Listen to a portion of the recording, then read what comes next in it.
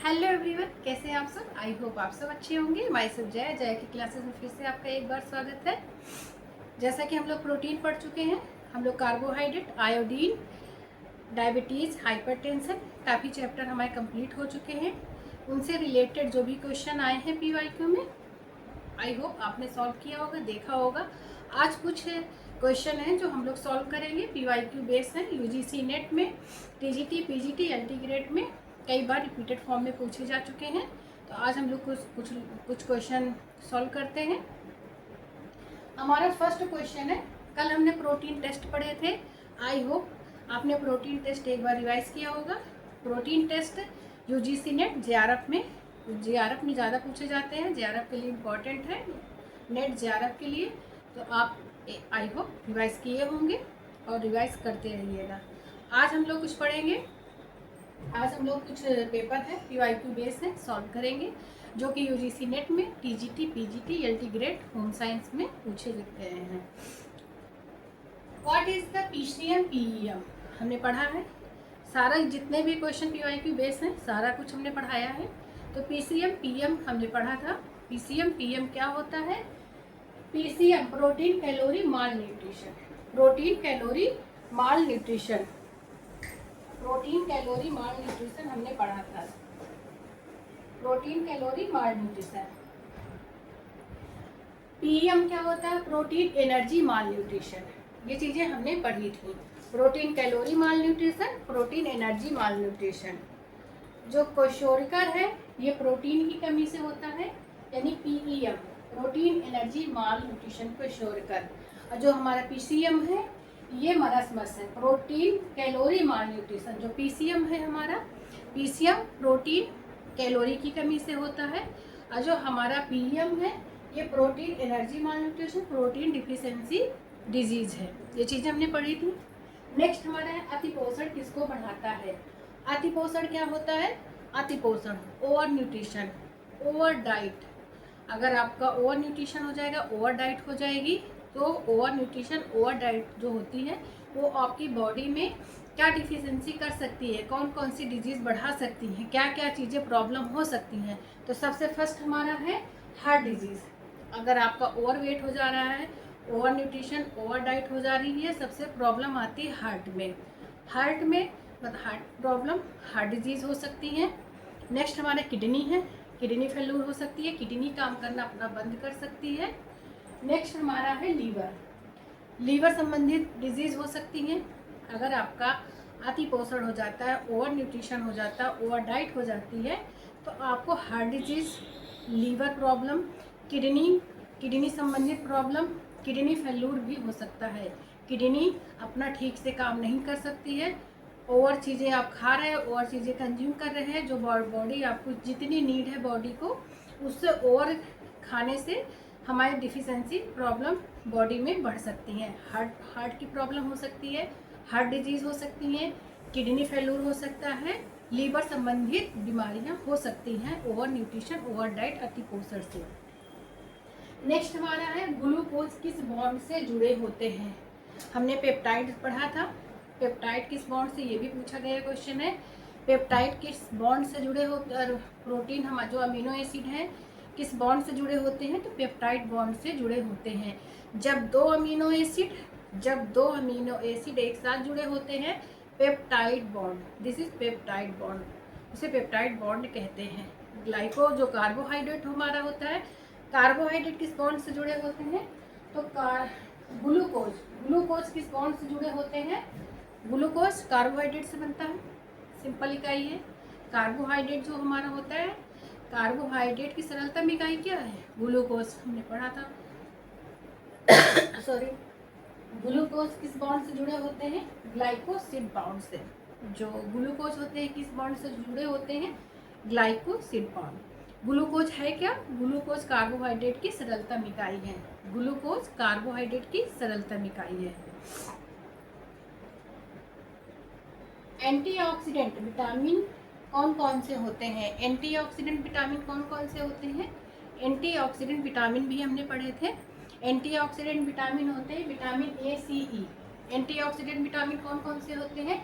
तो antioxidant vitamin A, C, ई, इनका body में काम क्या होता है?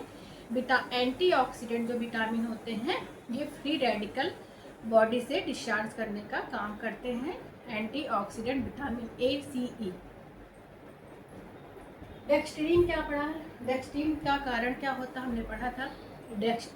डेक्स्ट्राइजेशन पढ़ा था, जिलेटिनीकरण पढ़ा था, काफ़ी चीज़ें हमने पढ़ी थी। डेक्स्ट्रीन जो होता है, डेक्स्ट्रीन का मुख्य कारण क्या होता है? डेक्स्ट्रीन जो होता है किसके कारण होता है? तो डेक्स्ट्रीन के कारण किसी भी पदार्थ में भूरापन होना, यानी कि क्वेश्चन इस तरह भी पूछ सकता है कि डेक्स्ट्रीन से क्या होता है? किसी भी पदार्थ में भूरापन होना। या क्वेश्चन ऐसे भी हो सकता है कि किसी पदार्थ का भूरा होना, किसी पदार्थ का भूरा अगर वो हो रहा है, कोई फूड भूरा हो रहा है, ब्राउन हो रहा है, तो किस कारण से हो रहा है? तो वो डेक्स्ट्रीन के कारण से हो रहा है। डेक्स्ट्राइजेशन हमने पढ़ा था क्यों होता है? किसी भी खाद्य पदार्थ जो हमारे फूड होते हैं जैसे अनाज हो गया, अनाजों में डेक्स्ट्राइजेशन होता है। डेक्स्ट्राइजेशन होता है, उसे हम पकाते हैं, बेक करते हैं, तो जो उस पर ब्राउनेस होता है, ब्राउनेस मतलब उसे कहते हैं डेक्स्ट्राइजेशन। वो डेक्स्ट्रीन होता है, डेक्स्ट्रीन के कारण भूरापन होता है। ये चीज़ें हमने पढ़ी थी। जिलेटिनीकरण क्या होता है? ये भी क्वेश्चन पूछा गया है। जो जिलेटिनीकरण होता है वो क्या होता है?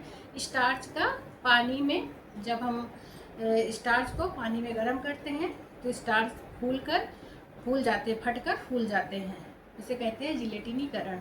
एग्जाम्पल जैसे चावल, दलिया हम लोग बनाते हैं। टाइलिन क्या होता है? टाइलिन एंजाइम किसको पचाता है? टाइलिन जो एंजाइम होता है वो किसको पचाता है? टाइलिन एंजाइम किसको पचाता है? टाइलिन एंजाइम किसको पचाता है तथा किसके बने होते हैं?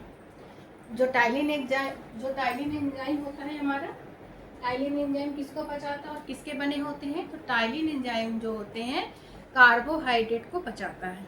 टाइलिन एंजाइम हमने पढ़ा था। टाइलिन एंजाइम, जो टाइलिन एंजाइम होते हैं किसको पचाता है? कार्बोहाइड्रेट को पचाता है। और बने किसके होते हैं? प्रोटीन। हमने पढ़ा था प्रोटीन अभी ख़त्म हुआ है। हमने प्रोटीन पढ़ा है कि जो प्रोटीन होता है प्रोटियोस शब्द से बना है।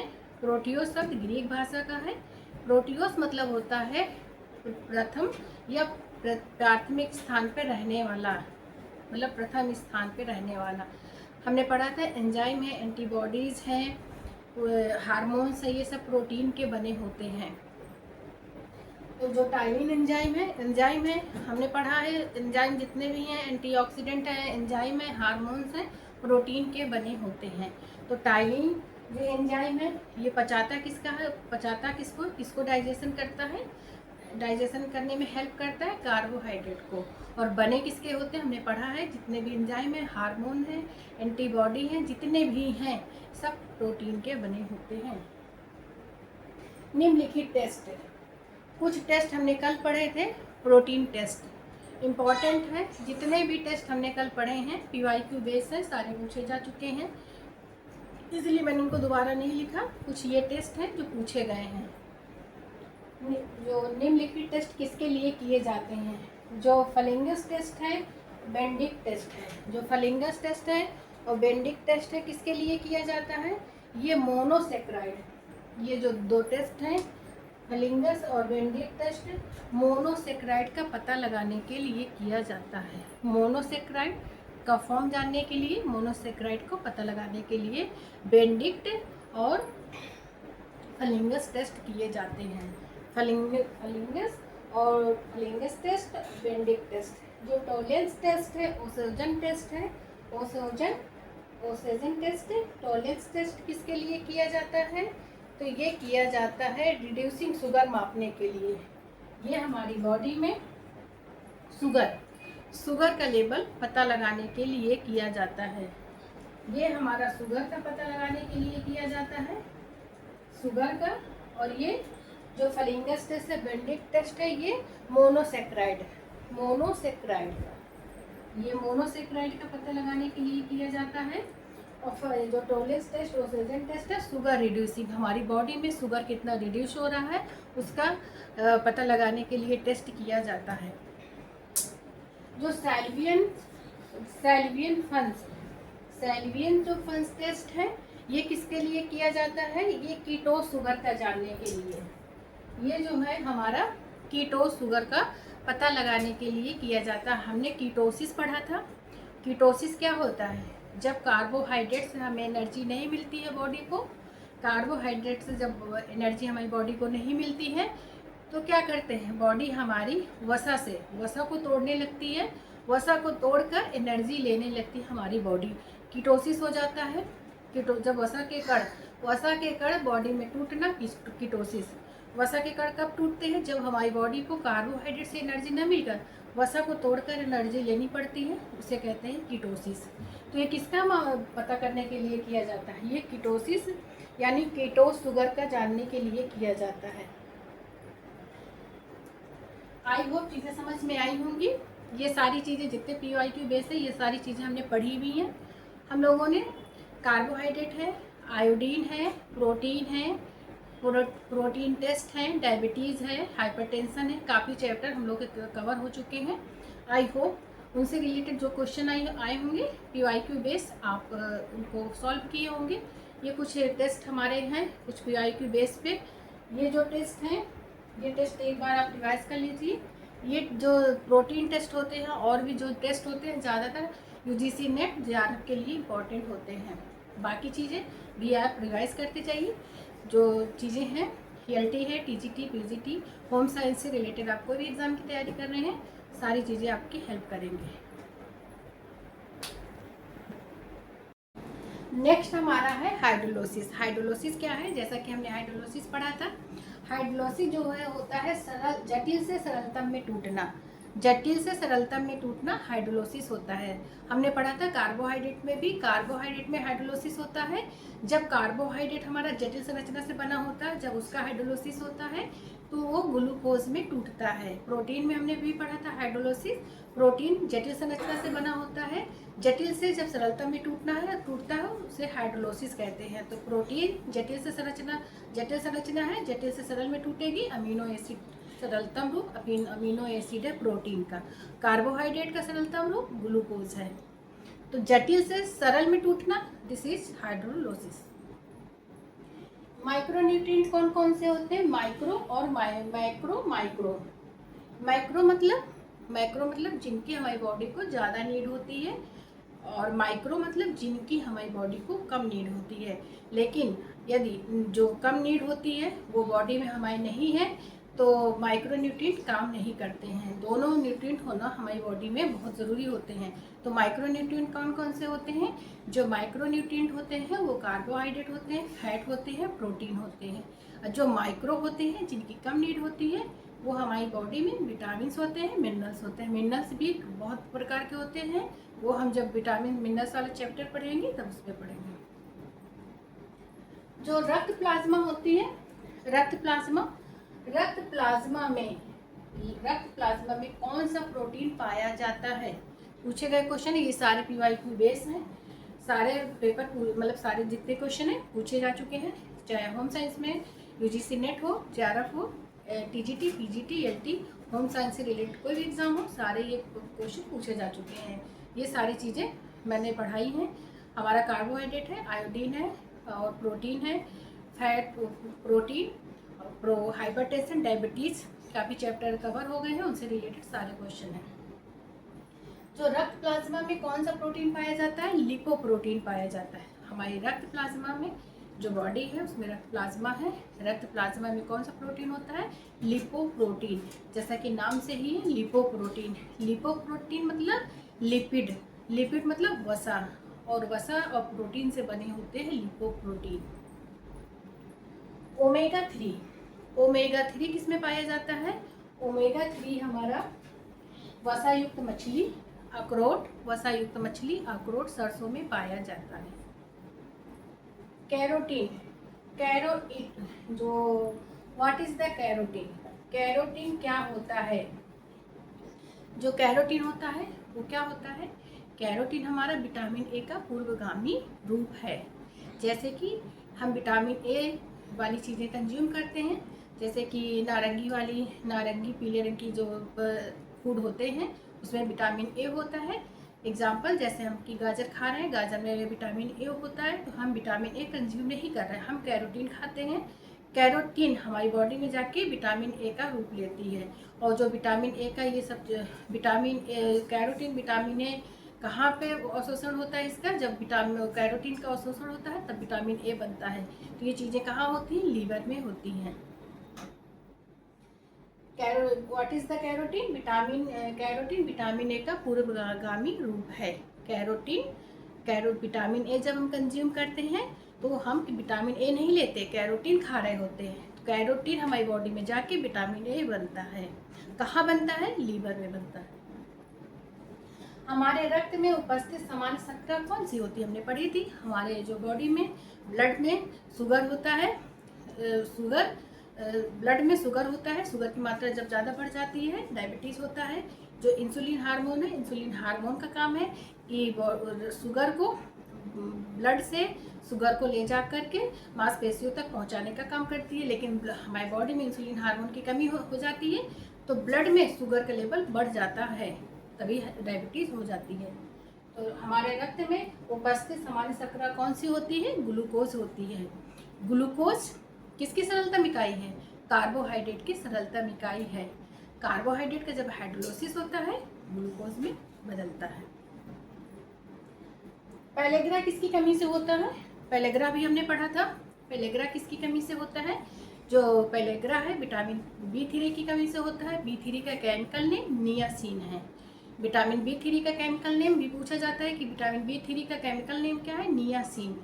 जो पेलेग्रा होता है इसे D3 के नाम से भी जानते हैं और 4D के नाम से भी जानते हैं। जो 3D है, 3D मतलब डिमेंशिया, डायरिया, डर्मेटाइटिस। लास्ट जो डी हमारा ऐड हो जाता है वो डेथ हो जाती है। जब नियासिन की काफ़ी मात्रा में हमारी बॉडी को नुकसान हो चुका होता है, हमारी बॉडी में नहीं होता है, नहीं बन पा रहा होता, नहीं कंज्यूम करते, तो लास्ट में डेथ हो जाती है। फर्स्ट हमारा डायरिया है, डायरिया दस्त। डायरिया के बाद हमारा आता है डर्मेटाइटिस। डर्मेटाइटिस स्किन रोग। डर्मेटाइटिस वसा की कमी से होता है। सॉरी, लास्ट तीसरा जो डी है हमारा, तीसरा डी है डिमेंशिया, यानी नाड़ी संबंधी विकार। मतलब इसमें पागलपन के दौरे पड़ते हैं। जो लास्ट में हमारा डी ऐड है 4D, उसमें डेथ हो जाती है। किसकी कमी से होता है पेलेग्रा? विटामिन B3 की कमी से होता है। B3 का केमिकल नेम क्या है? नियासिन।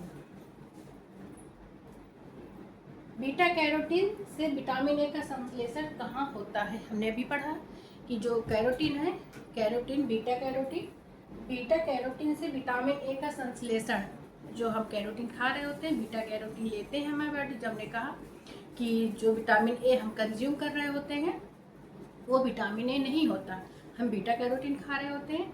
जब बीटा कैरोटीन हमारी बॉडी में जाता है तब वो विटामिन ए में परिवर्तित होता है। ये प्रोसेस कहाँ होता है? ये प्रोसेस लीवर में होता है। ये इम्पॉर्टेंट है। जैसे अनाज में पूछा जाता है, अनाज में क्या ज़्यादा होता है? अनाज हो गए, दलहन हो गई, यानी दालें हो गई, जो हमारी दालें होती हैं, तेल हो गए। तो अनाजों में सबसे ज़्यादा कार्बोज होता है। अनाजों में सबसे ज़्यादा कार्बोज होता है। दलहन यानी दालों में प्रोटीन होता है और तेल में कैलोरी होता है। अनाज में कार्बोज की मात्रा ज़्यादा होती है, दलहन में प्रोटीन की मात्रा, तेल में कैलोरी की मात्रा। आज हमने टोटल 16 क्वेश्चन कवर किए हैं जो कि PYQ बेस हैं। तो आप एक बार इनको रिवाइज करिए, समझिए, क्योंकि जब तक हम PYQ नहीं सॉल्व करेंगे हमारी चीज़ें आधी अधूरी रह जाएंगी। जैसा कि हम लोग सिलेबस है, सिलेबस में 70 से 80% ही कवर हो पाता है। बाकी की जो चीज़ें बची होती हैं PYQ से ही हम लोग कवर करेंगे। आई होप आज की चीज़ें आपको समझ में आई होंगी। तो आप एक बार रिवाइज करिए और अपनी पढ़ाई कंटिन्यू रखिए। कल फिर मिलते हैं, तब तक के लिए बाय। आपको क्लास अच्छी लगी हो तो इसे लाइक करें, शेयर करें, सब्सक्राइब करें। कल फिर मिलते हैं एक नए टॉपिक के साथ। तब तक के लिए बाय, टेक केयर।